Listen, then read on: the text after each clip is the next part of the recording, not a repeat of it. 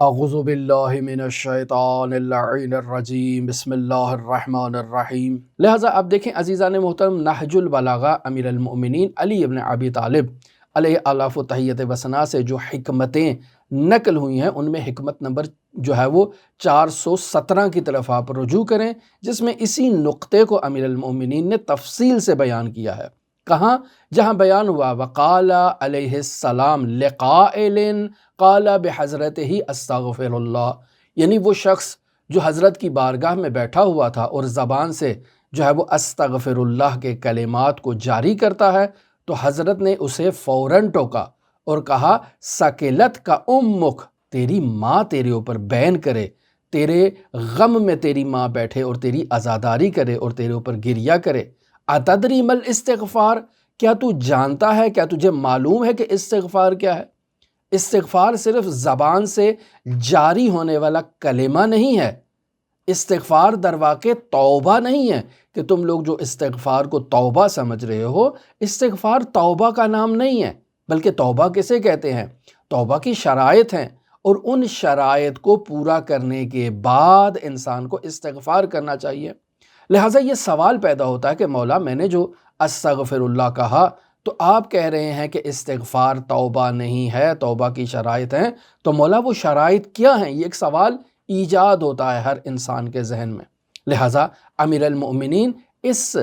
سوال کو خود ہی جواب دے رہے ہیں کہ الاستغفار درجۃ العلیین، کہ استغفار علیین کا درجہ ہے، کوئی معمولی درجہ نہیں ہے۔ وَهُوَ اسم واقع علی ستۃ معان، استغفار ایک ایسا نام ہے جو 6 معانی پر مشتمل ہے۔ اگر 6 معانی محقق ہوں گے تو استغفار ہے، اور اگر ان 6 معانی میں سے کوئی ایک معنی موجود نہ ہو تو پھر استغفار نہیں ہے۔ پس استغفار یہ علیین کا درجہ ہے۔ مولا وہ کون سے 6 معانی ہیں وہ بھی بیان کر دیجئے، تو حضرت خود ان معانی کو بیان کر رہے ہیں، فرماتے ہیں اولھا الندم علی ما مضی، جسے ہم بیان کر چکے۔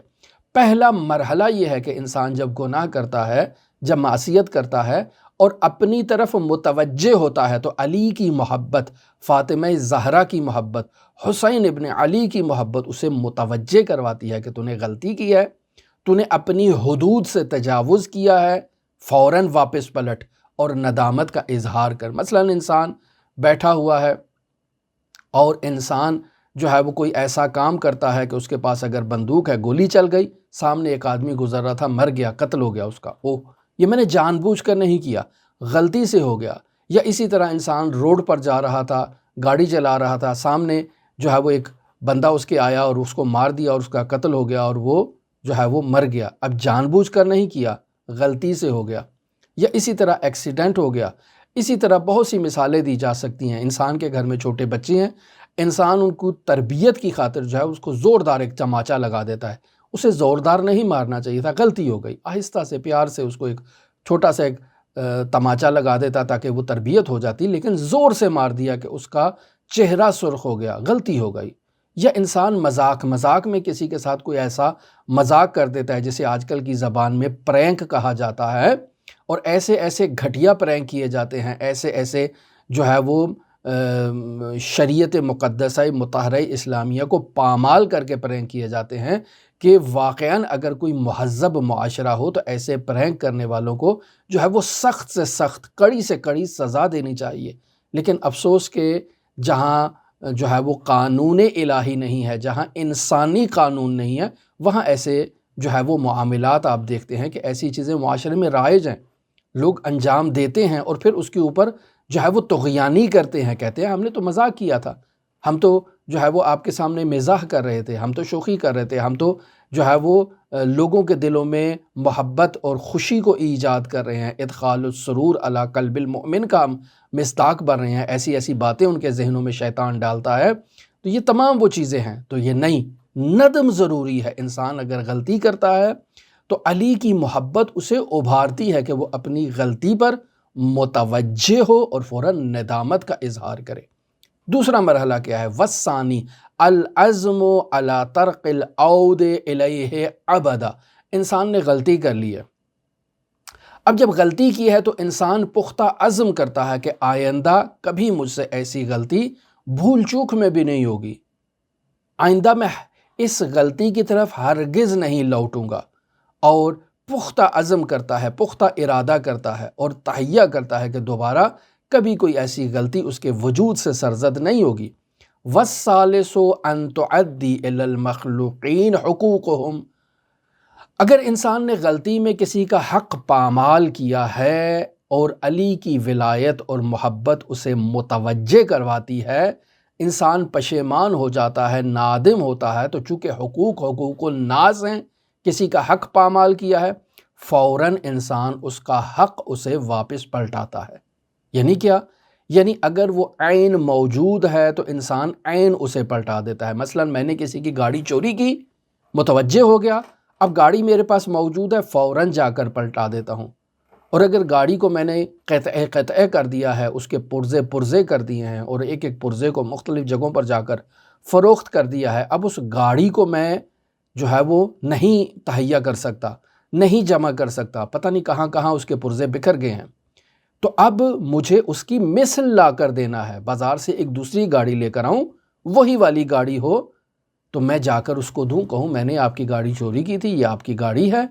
وہ تو نہیں لا سکا، یہ اس کے بدل میں لے آیا ہوں، اس کی قیمت بھی وہی قیمت ہے، ماڈل بھی وہی ماڈل ہے، اب یہ گاڑی آپ کو دے رہا ہوں، اب آپ مجھے معاف کر دیں۔ یہ ہے۔ اور اگر نہ انسان وہ اصل لا سکتا ہے، نہ اس کی مثل لا سکتا ہے، تو پھر یہاں مرحلہ پیش آتا ہے کہ انسان اس کو وہ رقم ادا کرے کہ بھئی آپ کی میں نے یہ چیز چوری کی تھی، اس کی اس وقت کی مارکیٹ ویلیو یہ تھی، اب اگر گر بھی گئی ہے تو میں آپ کو آج کی مارکیٹ ویلیو دے رہا ہوں، تو آپ بازار سے جا کر وہی گاڑی اگر خریدیں تو اس رقم میں خرید سکتے ہیں، یہ آپ کی رقم ہے، یہ آپ کی جو ہے وہ چیز ہے، آپ اس کو جا کر تہیہ کریں، لیکن مجھے معاف کر دیں۔ تو انسان جو کسی کا حق پامال کرتا ہے اس حق کو واپس پلٹائے، اور اگر کوئی ایسا حق ہے جو واپس نہیں پلٹ سکتا تو پھر انسان اسے راضی کرے، جس طرح سے بھی راضی کر سکتا ہے، انسان اس کی خدمت کرے، انسان اس کی بالآخر کسی نہ کسی طرح سے اس کو راضی کیا جا سکتا ہے۔ اور اگر راضی نہیں ہو سکتا، کوئی ایسا انسان نے گناہ کیا ہے، تو پھر انسان اللہ کی بارگاہ میں اپنے صدق دل سے توبہ کرے، جیسے کل بیان ہوا، جب صدق دل سے انسان توبہ کرے گا اور یہ شخص چونکہ اسے معاف نہیں کر رہا، تو کل کو اللہ کی بارگاہ میں اسے پیش کیا جائے گا، ان دونوں کو، اور اللہ کی بارگاہ میں اگر واقعاً اس نے صدق دل سے توبہ کی ہے تو وہاں اللہ اس مظلوم کو اس قدر عطا کرے گا کہ وہ اس ظالم سے راضی ہو جائے اور اس کے ظلم سے برطرف کرے اور اس کو راضی کر دے، اس کو معاف کر دے، تو وہاں اس کی گلو خلاصی تب ہوگی۔ لیکن اگر انسان نے اللہ کا کوئی حق پامال کیا ہے تو اللہ کا حق ہے وہ بھی واپس لوٹانا ضروری ہے۔ لہٰذا حضرت فرماتے ہیں حَتَّى تَلْقَ اللَّهَ أَمْلَسَ لَيْسَ عَلَيْكَ تَبِعَةٌ، یعنی یہاں تک کہ تم اللہ کی بارگاہ میں ایسی حالت میں لوٹو، لوگوں کے حقوق واپس پلٹا کر اللہ کی بارگاہ میں ایسے پہنچو کہ تمہارے اوپر کسی کا حق نہیں ہے، تم نے یا عین دے دی ہے، یا مثل دے دی ہے، یا قیمت دے دی ہے، اور اگر یہ تینوں نہیں دے سکے اور وہ شخص راضی نہیں ہے تو تم اس قدر اللہ کی بارگاہ میں نادم ہوئے ہو، اس قدر پشیمان ہوئے ہو، اس قدر تم نے اس مظلوم کا خیال رکھا ہے کہ اب اللہ اور جو ہے وہ تم دونوں کے درمیان قضاوت کرے گا اور اس کو اس قدر عطا کرے گا کہ وہ راضی ہو جائے۔ چوتھی چیز والرابع، حضرت کیا فرماتے ہیں چوتھی چیز کیا ہے؟ ان تعمد الی کل فریضۃ علیک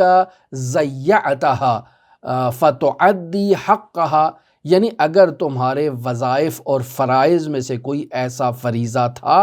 جو تم سے چھوٹ گیا ہے اور تم نے اس فریضے کو ضائع کر دیا ہے تو اس فریضے کا اعادہ کرو۔ مثلا انسان نے نماز چھوڑ دی، اب انسان اس نماز کو جو ہے وہ اس کی قضا کرے، حج ترک کر دیا، اس کی قضا کرے۔ اگر انسان نے کوئی ایسا وظیفہ مثلا روزہ اس پر واجب تھا اس نے نہیں رکھا تو اب اس روزے کی قضا کرے۔ لہٰذا اللہ کی بارگاہ میں ایک ایسی حالت میں پہنچے کہ جو فرائض اس پر عائد تھے، چاہے وہ حقوق العباد میں سے تھے، چاہے حقوق اللہ میں سے تھے، انسان ان فرائض کو ادا کر چکا ہے۔ والخامس، پانچویں چیز کیا ہے؟ ان تعمد الی اللحم، یعنی حضرت فرماتے ہیں کہ گناہ کی وجہ سے تمہارے بدن میں جو ایک گوشت نمو کر چکا ہے، الذی نبت علی السحت، کہ جو باطل اور ناحق پر تمہارے وجود پر چڑھا ہے، اس گناہ کو مٹانے کی ضرورت ہے۔ مثلا انسان 50 کلو وزن کا تھا، انسان نے کسی کا مال چوری کر لیا اور اسے کھا لیا، کسی کی فصل چوری کر لی، اسے کھا لیا، انسان نے کسی کے ساتھ فراڈ کیا، کسی کے ساتھ جو ہے وہ کسی کے ڈکیتی لگائی، تو اس کا جو کچھ انسان کے اوپر حاصل ہوا، انسان نے اس کو تقسیم کر لیا، آپس میں کھا لیا۔ کسی کا ووٹ چوری کر لیا اور اس ووٹ چوری کرنے کے نتیجے میں ایسے ظالمانہ قوانین وضع کیے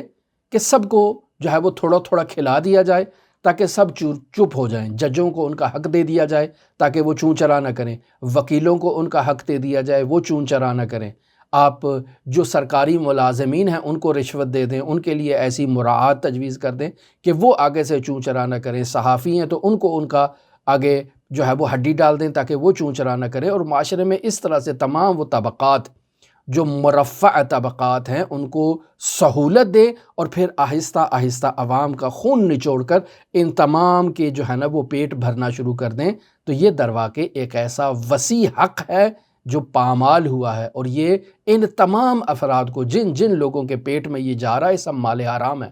سب قیامت کے دن اللہ کی بارگاہ میں مجرمین کے انداز میں پیش ہوں گے، چاہے وہ جو ہے وہ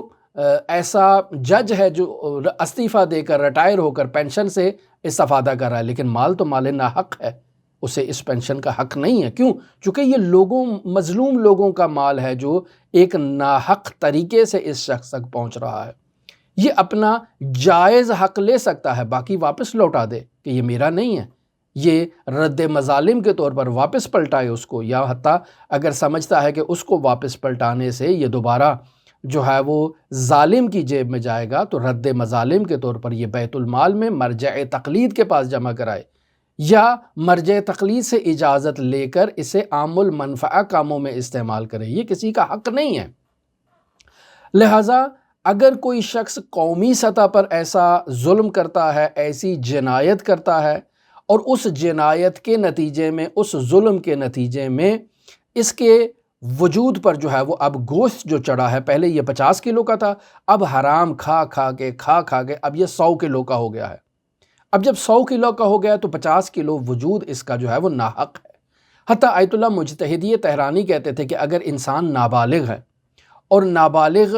عمر میں وہ کسی کا جو ہے وہ مال کھا لیتا ہے ناحق طور پر، مثلا کسی باغ میں گیا، امرود توڑ کے کھا لیے، سیب توڑ کر کھا لیے، انار توڑ کے کھا لیے، جامن توڑ کے کھا لیے، کوئی پھل توڑ کے کھا لیا، سبزیاں چرا کر وہاں سے لے آیا اور اپنے گھر میں والدہ کو دیں کہ یہ پکائیں، میں سبزی لے کر آیا ہوں، خوب، یہ حرام ہے۔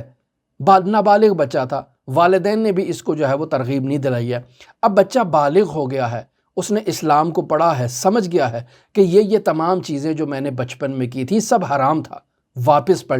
واپس لوٹے ان تمام افراد کی طرف کہ جن جن کا حق اس نے ضائع کیا تھا، حرام مال کھایا تھا، ان سے جا کر حلالیت کو طلب کرے، ان کو راضی کرے، ان کو مال دے، جو ان کا مال ضائع کیا تھا وہ ان کو لوٹائے، عین تو نہیں لوٹا سکتا، یا مثل لوٹائے یا قیمت لوٹائے، اور اس کو لوٹانے کے بعد ان سے معافی کا تقاضا کرے، ان سے حلالیت طلب کرے۔ اب جب وہ راضی ہوں تب انسان جو ہے وہ استغفر اللہ کہنے کا مجاز ہے۔ لہٰذا وہ گوشت جو انسان کے وجود پر چڑھ چکا ہے حرام کھا کھا کے، حضرت فرماتے ہیں فَتُذِيبَهُ بِالْأَحْزَانِ، کہ اسے جو ہے وہ پگھلایا جائے۔ کیسے گوشت کو پگھلایا جاتا ہے؟ مولا میرے بدن پر 50 کلو حرام کا گوشت چڑھا ہوا ہے، حرام مال کھانے کے نتیجے میں، کیسے پگھلاؤں؟ حضرت فرماتے ہیں اللہ کی بارگاہ میں حزن کرو،